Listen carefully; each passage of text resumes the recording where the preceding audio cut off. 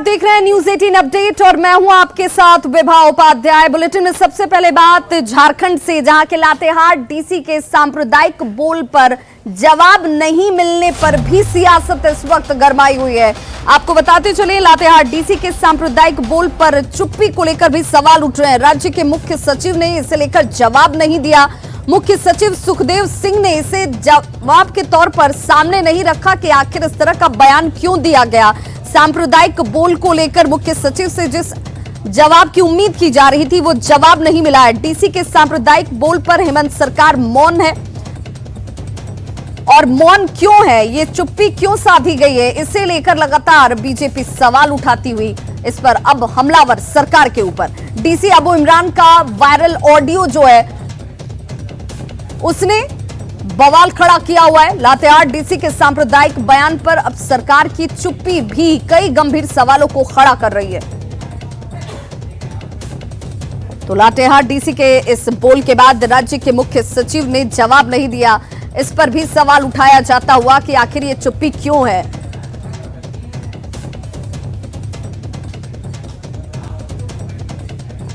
और विधायक बंधु तिर्की के बीच बातचीत का ऑडियो वायरल होने के बाद से सियासत गर्म है, लेकिन इसके बाद झारखंड मंत्रालय से कहीं भी कोई तरह की कोई कार्रवाई देखने को नहीं मिल रही है। ये कोशिश हो रही है कि जिस तरह से उन्होंने सांप्रदायिक बोल बोले हैं उस पर अगर मुख्य सचिव कुछ बोलें, हम कोशिश जरूर करेंगे। सुखदेव सर, लातेहार डीसी ने कुछ कहा है, सांप्रदायिक बोले आप मानते हैं कुछ कार्रवाई होगी सर? आप ये उम्मीद कर रहे हैं सर? एक बार सचिव हैं, सुखदेव जी हैं, अमूमन मीडिया से तो बात नहीं करते हैं, लेकिन इस सवाल पर जरूर उन्हें कुछ बोलना चाहिए, क्योंकि ये बात पूरे झारखंड में राजनीतिक चर्चा हो रही है और जवाब मिलना चाहिए झारखंड मंत्रालय की ओर से। ऐसे आईएएस अधिकारी के खिलाफ कार्रवाई भी जरूर होनी चाहिए। कैमरा पर्सन संजीव के साथ अविनाश कुमार, न्यूज 18 रांची। और सहयोगी अविनाश हमारे साथ इस वक्त ज्यादा जानकारी के साथ फोन लाइन पर जुड़ गए। अविनाश, इस चुप्पी को हम कैसे समझें, क्योंकि अगर किसी आईएएस अधिकारी के स्टेटमेंट से सांप्रदायिक भड़काव या अलगाव की बात सामने आती है, इस तरह का परसेप्शन बनता है, लोगों के अंदर भ्रम की स्थिति या संदेह पैदा होती है, तो उसे दूर करने की जिम्मेदारी किसकी? नहीं, जरूर। और अगर आप देखें झारखंड के अगर इतिहास को भी खंगाले तो झारखंड के अंदर अधिकारियों का जो हिटलर शाही है वो कई बार देखने को मिली है। मौजूदा जो चर्चा हो रही है, जिस बात को लेकर चर्चा हो रही है और जिस तरह से लातेहार डीसी ने जो बातें कही विधायक के साथ बातचीत में, विधायक को वहां जाने से रोकने के लिए, अगर हम कहें जो उनके सांप्रदायिक बोल थे, जो जिस ओर वो इशारा कर रहे थे कि कौन कौन से अधिकारी किस जाति से हैं और उन विधायक के जाने से वहां क्या स्थिति उत्पन्न हो रही है, ये किसी भी आईएएस अधिकारी के द्वारा नहीं कहा जा सकता है। और अगर इस तरह से जो लातेहार डीसी ने कही है और उसके बाद अगर राज्य के मुख्य सचिव चुप्पी साध ले, राज्य के मुख्य सचिव की तरफ से कोई अगर कार्रवाई नहीं होती है, क्योंकि मैं इसलिए कह रहा हूं कि सार्वजनिक तौर पर किसी भी तरह की कोई कार्रवाई की सूचना सरकार की तरफ से या अधिकारियों की तरफ से अब तक नहीं दी गई है, इसलिए ये सवाल उठ रहे हैं कि जो लातेहार डीसी ने किया, जो उनका आचरण है, क्या वो उनके जो वो नॉर्म्स कहते हैं उसके अनुसार है? क्या उन्हें इस तरह की बात कहने की छूट झारखंड में दी गई है? और अगर वो इस तरह की बात कह रहे हैं तो लगाम कौन लगाएगा? क्या जो परिपाटी लंबे समय से चली आ रही है झारखंड के अंदर में वही परिपाटी चलती रहेगी?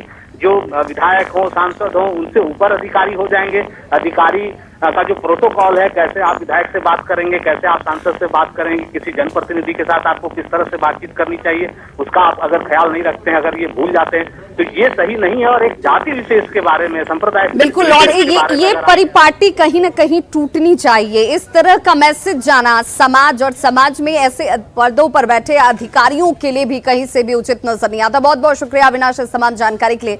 और देखिए, जैसे ही इस तरह का सांप्रदायिक बोल भरा स्टेटमेंट सामने आता है, उसके बाद बीजेपी अब लगातार हमलावर है। बीजेपी ने इस मौन पर, इस पर कार्रवाई नहीं होने पर गंभीर सवाल खड़े किए हैं। कार में इसी तरह की बातें करने वाले को, तुष्टीकरण की राजनीति करने वाले, वो अफसर ही क्यों ना हो, उनको पुरस्कृत किया जाता है। तो हमने तो कल से ही डिमांड किया है कि इनके ऊपर कड़ी कार्रवाई हो, लेकिन जैसा इस सरकार का तुष्टीकरण का रिकॉर्ड है, ये कोई बड़ा बात ना हो कि इन्हें लातेहार से तबादला कर किसी और अच्छे बड़े जिले में पोस्टिंग कर दी जाए। बंधु तिर्की जी माननीय विधायक हैं और पार्टी के कार्यकारी अध्यक्ष भी हैं, उन्होंने खुद से अपने दृष्टिकोण इस मुद्दे पर रख दिया है। उन्होंने कहा है कि जो जनता से जुड़े सवाल हैं, जो मुद्दे हैं, उसको गंभीरता से लिया जाना चाहिए और कुछ बातों को जो है तूल नहीं देना चाहिए, ऐसा उन्होंने कहा है। और पटना जिम ट्रेनर गोलीकांड मामले में गिरफ्तारी हो चुकी है। पटना पुलिस ने इसकी पुष्टि कर दी है कि दोनों डॉक्टर दंपत्ति को गिरफ्तार कर लिया गया है, जिसमें पति पत्नी जो हैं दोनों गिरफ्त में आ चुके हैं। साथ ही साथ तीनों शूटर्स को गिरफ्तार कर लिया गया है। 5 लोगों की गिरफ्तारी इस पूरे मामले में। आपको बताते चले, शूटर को भी पुलिस ने गिरफ्तार किया है। 2.5 लाख रुपए की सुपारी दी गई थी इस गोलीकांड को अंजाम तक पहुंचाने के लिए। डॉक्टर दंपत्ति के खिलाफ साक्ष्य मिल चुके हैं और जिस बाबत दोनों को गिरफ्तार किया गया है, दोनों को जेल भेजा जाएगा। एसएसपी ने इस बात की जानकारी दी है। पटना पुलिस इस पूरे मामले पर बहुत जल्द खुलासा कर सकती है। आखिर इस घटना को अंजाम देने के पीछे की बड़ी वजह क्या रही? हालांकि इस वक्त डॉक्टर दंपत्ति पुलिस गिरफ्त में, शूटर्स को पकड़ लिया गया है और 2.5 लाख रुपए की सुपारी दी गई थी इस गोलीकांड को अंजाम देने के लिए।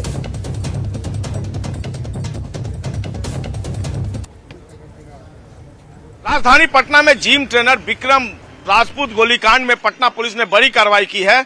इस पूरे मामले में पहले ही दिन आरोपी बनाए गए और एक पॉलिटिकल पार्टी से जुड़े नेता डॉक्टर राजीव सिंह और उनकी पत्नी खुशबू सिंह को पटना पुलिस ने गिरफ्तार कर लिया है। इसके अलावा कई सुपारी किलर्स भी पटना पुलिस के हत्थे चढ़े हैं, जिन्होंने इस बात की पुष्टि की है और स्वीकार किया है पटना पुलिस के अधिकारियों के सामने कि उन्हें जिम ट्रेनर विक्रम राजपूत को गोली मारने के लिए पैसे की सुपारी दी गई थी। इस वक्त हम घटनास्थल पर आपको लिए आए हैं और दिखाना चाहते हैं कि विक्रम राजपूत जो जिम ट्रेनर है, प्रतिदिन इसी रास्ते से आता था और स्कूटी से उस दिन शनिवार 18 सितंबर को आगे बढ़ा था। ये त्रिमुहानी है, जो एक रास्ता सामने से आप देख रहे हैं, मेन रास्ता ये कदम कुआं का, और ये रास्ता फिर सामने चला जाता। तो ठीक यहाँ पर जो आप रिक्शा देख पा रहे होंगे, वही जहाँ रिक्शा अभी इस वक्त आ रहा है, वहां पर जिम ट्रेनर जब पहुंचा विक्रम राजपूत, तब अपराधियों ने, जो बाइक सवार अपराधी थे, उन्होंने उसे घेर लिया और 5 गोलियां मारी। 5 गोली खाने के बावजूद जिम ट्रेनर ने साहस दिखाई और वह अपनी स्कूटी खुद से ड्राइव कर पहले एक निजी हॉस्पिटल में पहुंचा और उसके बाद पीएमसीएच गया, जहां पर डॉक्टरों ने उसे एडमिट किया। जब पटना पुलिस के अधिकारी पीएमसीएच पहुंचे थे, तब विक्रम राजपूत ने बताया था कि इस गोलीकांड के पीछे डॉक्टर राजीव और उनकी पत्नी का हाथ है। डॉक्टर राजीव की पत्नी और जो जिम ट्रेनर विक्रम राजपूत है, इनके बीच मित्रता थी, इनके बीच जो प्रेम प्रसंग का एक मामला था वो भी पनप रहा था। इस बात की जानकारी विक्रम राजपूत ने पुलिस अधिकारियों को दी। न्यूज 18 के पास वायरल वीडियो भी आया, जिसमें बताया है विक्रम राजपूत ने कि किस तरीके से डॉक्टर की पत्नी उसे परेशान करती थी और कई बार डॉक्टर की पत्नी जो है उनके घर पर गई थी। एक बार तो देर रात 1 बजे भी चली गई थी। इस पूरे मामले में जो खुलासा किया विक्रम राजपूत ने, उसके बाद पटना पुलिस ने उन दोनों को हिरासत में लिया था। 18 सितंबर को ही पाटलिपुत्र थाने में पूछताछ हुई थी, लेकिन देर रात पटना पुलिस ने उन्हें छोड़ दिया था, जिसके बाद पटना पुलिस पर कई सवाल खड़े हो गए। लेकिन आखिरकार इस मामले में जब सुपारी जो कॉन्ट्रैक्ट किलर थे वो पकड़े गए और उन्होंने पुलिस के समक्ष यह बयान दिया कि उन्हें जिम ट्रेनर को गोली मारने के लिए 2.5 लाख रुपए दिए गए थे, जो डॉक्टर राजीव है और उनकी पत्नी की तरफ से, और कई जो दूसरे एविडेंस हैं वो डॉक्टर और उनकी पत्नी के खिलाफ जब मिले, तब पटना पुलिस ने आखिरकार उन्हें आज गिरफ्तार कर लिया है और अब उन्हें जेल भेजा जाएगा। इस बात की पुष्टि पटना के एसएसपी उपेंद्र शर्मा ने न्यूज 18 से भी की है। इस पूरे मामले का पटना पुलिस आज खुलासा करेगी और देखना होगा कि हत्या के जो गोली मारी गई थी उसके मूल में कौन सी बात सामने आती है और गोली कांड के पीछे सबसे बड़ा कारण क्या है। कैमरा पर्सन अजय दुबे के साथ संजय कुमार, न्यूज 18 पटना। तो जिम ट्रेनर गोलीकांड मामले में जिम ट्रेनर ने जो स्टेटमेंट दिया था, उसका एक वायरल वीडियो भी सामने आया, जिसमें उसने कहा कि इस पूरे गोलीकांड के पीछे डॉक्टर राजीव और उनकी पत्नी खुशबू का हाथ है, जिसे लेकर अब ये वीडियो बेहद तेजी से वायरल होता हुआ।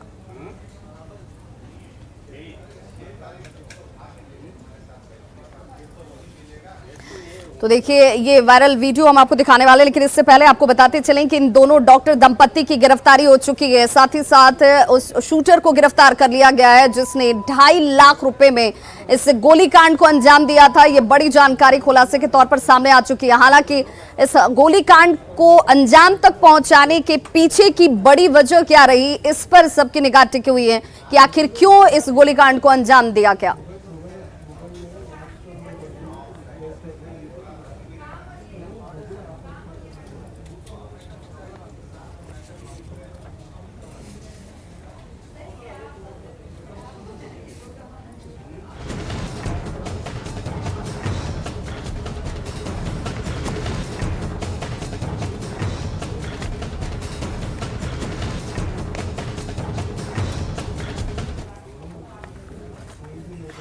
और अगली खबर वायरल वीडियो से ही जुड़ी हुई दानापुर से खबर आ रही है, जहां पर एक विक्षिप्त को खंबे से बांधकर जमकर पीटा गया है। ये तस्वीरें जो हैं ये विचलित करने जैसी हैं। किस तरीके से ये विक्षिप्त बताया जा रहा है शख्स जिसे खंबे से बांधा जाता है और जमकर इसकी पिटाई की जाती है। इस वक्त आपके सामने ये तस्वीर दानापुर से ये तस्वीर सामने आ रही है, जहां पर विक्षिप्त किशोर को खंबे से बांधा गया, जमकर पीटा गया। वीडियो सोशल मीडिया पर तेजी से वायरल हो रहा है। घटना धनरुआ थाना की बताई जाती है।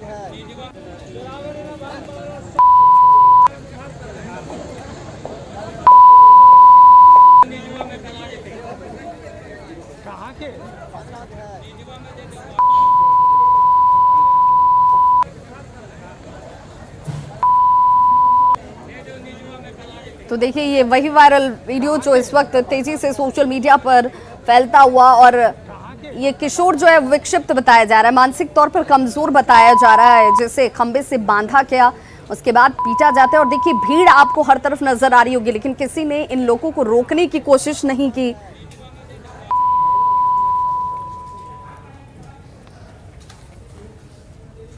और अगली खबर बिहार सरकार के बड़े फैसले से जुड़ी हुई, जिसमें शराबबंदी को लेकर यह फैसला लिया गया है। 24 घंटे के अंदर अगर कोई गाड़ी शराब के साथ बिहार सरकार की सीमा में, बिहार राज्य में प्रवेश करती है, तो उससे 24 घंटे के अंदर राज्य की सीमा से बाहर निकलना होगा। और इसे लेकर अब ये तमाम तैयारियां सुनिश्चित की जाती हुई बिहार सरकार ने इसे लेकर ये तैयारी की है, जिसमें 24 घंटे में सीमा पार करना होगा। गाड़ियों को निर्धारित चेकपोस्ट से गाड़ियों को एंट्री करने की इजाजत दी जाएगी, यानी कि आप कहीं से भी एंट्री नहीं कर सकते हैं। इसके लिए चेकपोस्ट निर्धारित कर दिए जाएंगे। चेकपोस्ट पर अल्कोहल लदी गाड़ियों में डिजिटल लॉक भी लगाया जाएगा। बिहार सीमा में प्रवेश करते ही ये डिजिटल लॉक जो है वो लग जाएंगे, और जैसे ही आप इस सीमा से क्रॉस करेंगे, सीमा से बाहर निकलेंगे, चेकपोस्ट पर डिजिटल लॉक खुल जाएंगे। शराब को लेकर के कल बिहार कैबिनेट ने एक बड़ा फैसला लिया है, और इस कैबिनेट फैसले के अनुसार बिहार मद्य निषेध और उत्पाद अधिनियम में संशोधन की स्वीकृति दी है। और इस जो नया संशोधन किया गया है उसके में जो निर्देश जारी किए गए हैं उसके मुताबिक बिहार से अब गुजरने वाले कोई भी वैसे वाहन जो शराब को लेकर के जा रहे हों या फिर किसी भी मादक द्रव्य को लेकर के अगर कोई भी वाहन अगर बिहार की सीमा में अगर घुसते हैं तो वहाँ पर एक खास जो घोषित चेक पोस्ट होगा वहीं से उसे गुजरने की अनुमति होगी। और उस खास चेक पोस्ट पर सभी जो वाहन हैं उस वाहनों में डिजिटल लॉक लगाया जाएगा। जी हाँ, डिजिटल लॉक एक ऐसा लॉक होता है जिसे कोई भी व्यक्ति खोल नहीं सकता है, और इस डिजिटल लॉक को जैसे ही राज्य के सीमा से बाहर जाता है वाहन, वहाँ पे इस डिजिटल लॉक को खोल दिया जाएगा। इसमें निर्देश ये दिए गए हैं कि कोई भी वाहन जो है वो शराब लदा अगर होगा तो वो बिहार के सीमा से 24 घंटों के अंदर उसे बाहर निकल जाना होगा। 24 घंटा से ज़्यादा बिहार में रहने की अनुमति नहीं होगी। तो अगर किसी राज्य से दूसरे राज्य अगर ले जाना हो तो 24 घंटा में उसे यहाँ से निकल जाना अनिवार्य होगा। दूसरी सबसे बड़ी बात ये फैसला लिया गया है कि अगर कोई भी आवासीय परिसर अगर हो और वहाँ पे अगर शराब अगर मिलता है तो वहाँ पे जो चिन्हित भाग है वही सील बंद किया जाएगा, ना कि पूरा परिसर किया जाएगा। तो आवासीय क्षेत्र को लेकर के जहां पहले पूरा का पूरा परिसर जो है वो हो जाता था सील, वो अब नहीं होगा। दूसरी सबसे बड़ी बात कही गई है कि जो छावनी क्षेत्र है या मिलिट्री स्टेशन है उसको शराब भंडारण करने की अनुमति होगी, लेकिन कंटोनमेंट जो क्षेत्र है उसके बाहर काम करने वाले कोई भी सैन्य कर्मी हो या सेवानिवृत्त कर्मी हो उसे शराब रखने या फिर उसका सेवन करने की अनुमति नहीं दी जाएगी। तो शराब को लेकर के कल बिहार कैबिनेट ने एक बड़ा फैसला लिया है। उसके मुताबिक बिहार के रास्ते से शराब तो जा सकती है, लेकिन उसके लिए डिजिटल लॉक लगाना ज़रूरी होगा और अगले 24 घंटों में बिहार के सीमा से उसे बाहर निकल जाना होगा। कैमरा पर्सन मनीष जुनेजा के साथ रवि एस नारायण, न्यूज़ 18 पटना। और आज राष्ट्रकवि रामधारी सिंह दिनकर की जयंती है, जिसे पूरा देश नमन कर रहा है। आपको आज हम राष्ट्रकवि रामधारी सिंह दिनकर के पटना आवास पर लिए चलते हैं, जहां पर वो बड़े कवियों के साथ, चिंतकों के साथ चिंतन और मंथन किया करते थे। हमारे सहयोगी रवि नारायण की रिपोर्ट देखिए। सिंहासन खाली करो कि जनता आती है जैसी गर्जन पैदा करने वाली जो कविताएं हैं, उनके जो रचयिता हैं राष्ट्रकवि दिनकर, उनकी आज जयंती है। और आपको बताएं कि राष्ट्रकवि जो दिनकर हैं वो स्वतंत्रता से पहले विद्रोही कवि के रूप में जाने गए, लेकिन स्वतंत्रता के बाद वो राष्ट्र कवि कहलाए। और अभी हम उनके घर पे हैं, पटना स्थित उनका जो आवास है दिनकर भवन, हम अभी वहाँ पे हैं। और यही देखिए वो भवन है जहाँ पे दिनकर रहते आए हैं। आपको बता दें कि पहली जो सरकार देश में स्वतंत्रता के बाद बनी, उसके बाद वो राज्यसभा में चुने गए और यही इसी घर में वो तब तक रहे कि जब तक उनका निधन नहीं हुआ, तब तक इसी घर में रहे। और यही वो घर है जहाँ पे उनकी बैठकी, तमाम जो कवि लोग थे, बड़े बड़े कवि, वो यहाँ पे पहुँचते थे और उनकी यहाँ पे बैठकी लगती थी। हमारे साथ उनके जो पोते हैं वो हैं अरविंद जी। आज उनका जन्मदिन है और हम लोग उस घर पे आए हैं जहाँ पे पता नहीं कितने बड़े बड़े कवि जो हैं वो है। तो आप कुछ बता सकते हैं यहाँ पे दर्शकों के लिए कि कहाँ पे उनकी बैठकी लगती थी? ये जो पहले ये कमरा था, ये कक्ष जो था, ये उनका बैठक खाना था। अब तो इसमें क्लिनिक है। ये नहीं, ये बैठक खाना था और इसमें बेनीपुरी जी और गंगा बाबू, श्रद्धेय गंगा बाबू और जयप्रकाश जी भी आए कई बार। और उस समय के जो तमाम लोग थे, कवि साहित्यकार, वो आते थे और उनके ठहाके गूंजते थे यहाँ पे। तो इस घर में यहाँ पे ये मेरी माँ बताती हैं, क्योंकि मैं उस समय था नहीं, मेरा जन्म नहीं हुआ था, लेकिन मेरी माँ ये सारी चीज़ें बताती हैं कि यहाँ पे और यहाँ पे हार्डिंज रोड में जब थे बाबा, इससे पहले हार्डिंज रोड में थे, तो हम लोगों के अतिथि कविवर सुमित्रानंदन पंत हुए थे बाबा के अतिथि, और वो आए थे। और बालकृष्ण शर्मा नवीन जो थे, जो बहुत बड़े कवि थे, जिन्होंने कहा कवि कुछ ऐसी तान सुनाओ कि जिससे उथल पुथल मच जाए, वो हम अनिकेतन, वो भी बाबा से कुछ उम्र में बड़े थे, बाबा उनका बहुत आदर करते थे। तो उन्होंने एक बार कहा दिनकर जी को कि अरे तुम तो बहुत बड़े आदमी हो। दिनकर जी ने मेरी फुआ को, जब वो आए थे, तो तुम तो बहुत बड़े आदमी हो। तो उन्होंने कहा, मेरी फुआ ने कि तुम तो बहुत बड़े आदमी की बेटी हो। तो मेरी फुआ ने कहा आप भी कोई कम बड़े आदमी तो नहीं है। तो बाबा को जब ये वृतांत बताया मेरी फुआ ने, तो वो बहुत खुश हुए कि बहुत अच्छा जवाब दिया। इस घर को हम दिखाते हैं कि ये देखिए वो यहाँ पे बैठकी लगा करती थी। ये उनका कमरा था जहाँ पे राम वृक्ष, बेनीपुरी और जेपी जैसे लोग भी जो है यहाँ पर आया करते थे और घंटों यहाँ पे रचनाओं पे बात हो, कविता पे बात हो, या मौजूदा जो राजनीति है, गंगा बाबू हो, तो वो राजनीति की बात हो और उनकी कविताएं किस ढंग से कालजयी है, हम लोगों सबको पता है। जब सांसद बने, मतलब देश के पहले जब सरकार बनी, पहला, तो उसमें वो राज्यसभा से चुने गए। तो उस समय जब आते हैं तो उसके बारे में और क्या क्या, यहाँ पे कितने लोग आते थे? हाँ, यहाँ पे मेरी माँ बताती हैं कि डॉक्टर श्री कृष्ण सिंह जी भी आए थे, जो उस समय मुख्यमंत्री थे बिहार केसरी, तो वो भी आए थे। और जब राजनीति में बाबा ने लिखा है, मैंने पढ़ के जाना है उनको, तो बाबा ने लिखा है कि मेरी दिलचस्पी बहुत ज़्यादा राजनीति में नहीं थी, लेकिन बीच में मेरी वासना या लालसा जो है राजनीति के प्रति पैदा हो गई। और जब मैं श्री बाबू से मेरी मुलाकात होती थी, तो श्री बाबू कहते थे आप इस दलदल में क्यों फंसना चाहते हैं, आप साहित्य के व्यक्ति हैं, आप बहुत ऊंची चीज़ हैं, तो आप इस दलदल में, राजनीति के दलदल में क्यों फंसना चाहते हैं। तो उन्होंने लिखा कि लेकिन उसके बाद मैं एमपी बन गया, और वो एक चीज़ मनोनीत नहीं थे, चयनित थे। ये भी रिमार्केबल बात है कि वो चयनित सदस्य थे और मनोनीत नहीं थे, नॉमिनेटेड नहीं थे। तो वो श्री बाबू, फिर बाद में उन्होंने लिखा कि मेरी लालसा शनै शनै कम होती गई राजनीति के प्रति, और उसके प्रति अनुराग घट गया। उसके बाद अनुराग हट गया। और आपको बताऊं कि इन्होंने, जो पोते हैं अरविंद जी, उन्होंने एक बड़ा काम किया है कि उनकी जो कालजयी रचनाएं हैं लोगों को पता चले, लोगों को सुलभता के साथ वैसी पुस्तकें मिले जो कहीं नहीं मिलती है। उसके लिए उन्होंने एक पुस्तकालय का भी यहाँ पे निर्माण कराया है एक, तो उसको हम लोग चलते हैं और देखते हैं कि आखिर उसमें कौन कौन सी रचनाएं हैं। वो पुस्तक केंद्र का यहाँ पे खोला गया है और उनके जो पोता हैं उनके द्वारा जो है ये खोला गया है। और यहाँ पे आप देख सकते हैं कि तमाम दिनकर से जुड़ी हुई जो रचनाएं हैं वो यहाँ पे उनको रखा गया है। और वैसे सारी रचनाएं जो और दूसरे जगह पे शायद आपको पढ़ने को ना मिले, वो तमाम रचनाएं यहाँ पे शामिल की गई है। वो है हमारे साथ यहाँ पे ये पुस्तक केंद्र खोलने का क्या उद्देश्य रहा?